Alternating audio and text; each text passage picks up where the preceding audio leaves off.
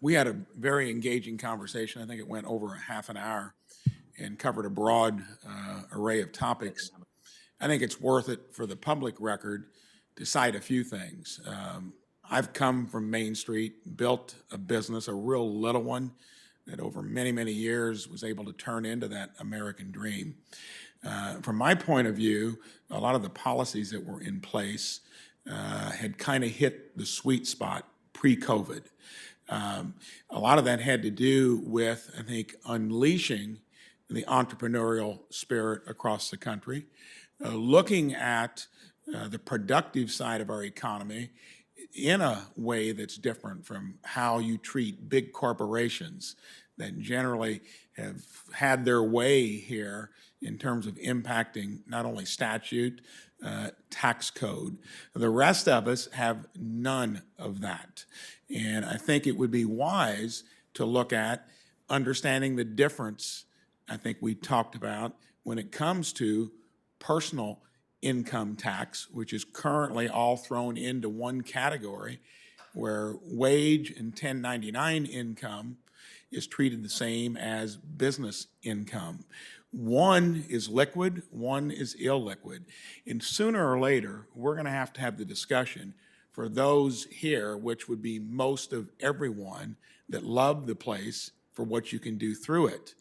I've been amazed mostly in the little over 2 years of how many places, businesses, entities, all organizations that are interdependent with the federal government think that it's just going to go on the way it is.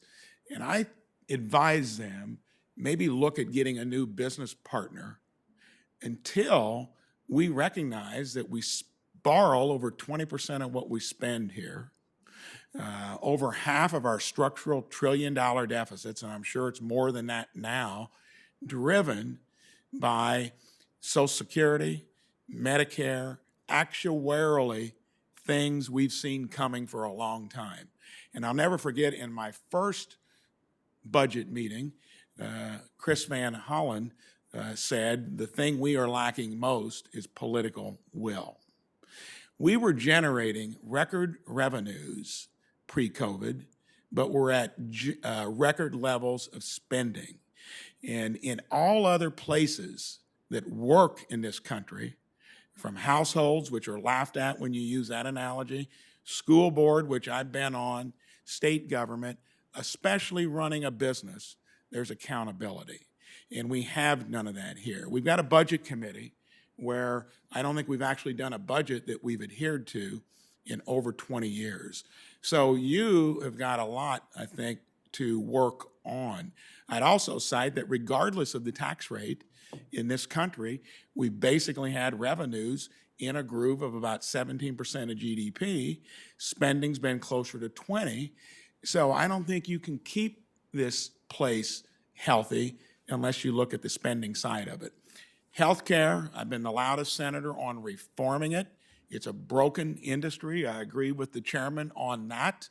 But before we throw more government at it, I'd like to see transparency, competition, engaging the healthcare consumer, things that would fix it to make what we pay for through the government for healthcare and the private sector a better value.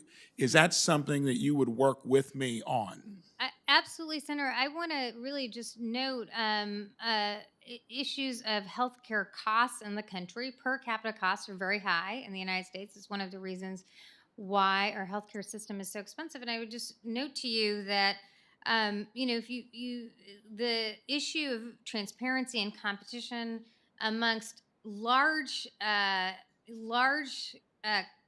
concentrated interests in the healthcare system is a big challenge. So market concentration within healthcare is a big challenge, as well as the fact that we do not have transparencies around pharmaceutical costs, hospital costs, and work in this area can have huge impact. If you go back to 2010, CBO projected that we would be spending 6.4% of GDP on federal healthcare costs. It actually was 5.4. That's a savings of over $1 trillion over the last decade from some of the reforms around bundling and other issues. So I would just say I would look forward to an opportunity to work with you in those on issues around price transparency, particularly in pharmaceuticals and market concentration. Thank you.